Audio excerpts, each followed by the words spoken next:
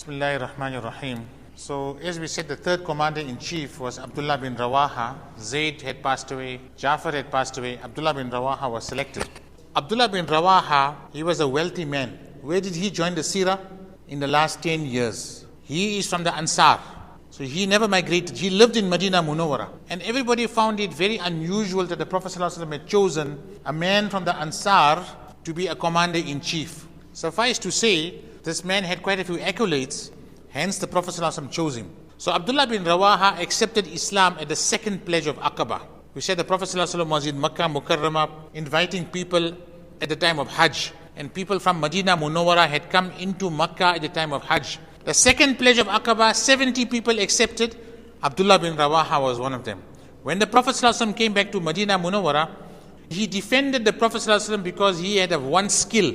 He was made the commander-in-chief of the army, but his biggest skill in life was that he was a poet.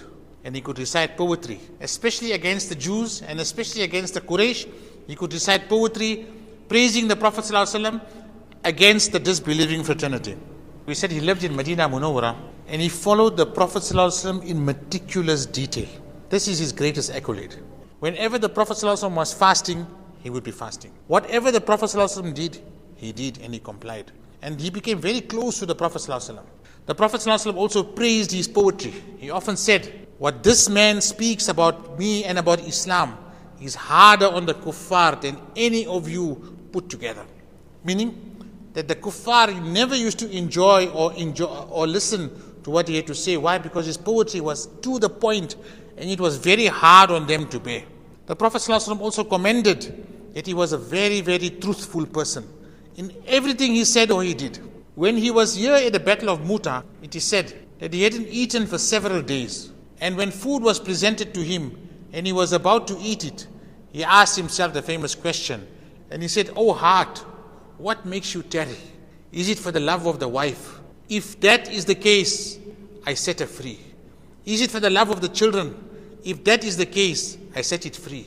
If it's for the love of my wealth and my businesses, I liberate all of that." And he said, "Oh heart, today you have to go down, whether you go down willingly or unwillingly." And that is how he met his end.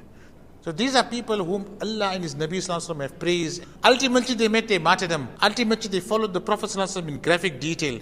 We should be among those who can emulate them in every way possible. Whatever the Prophet ﷺ do, we try to do. Wherever there are people not making sajda, we try to make sajda. We don't let the devil mislead us in small matters of deen. And we stick to the truth no matter what. In all matters, we stick to the truth. Allah give us the understanding of practicing and pass it on to others. Subhanallah bihamdihi, subhanakallahumma bihamdika, nashhadu an la ilaha illa anta astaghfiruka wa atubu ilayk.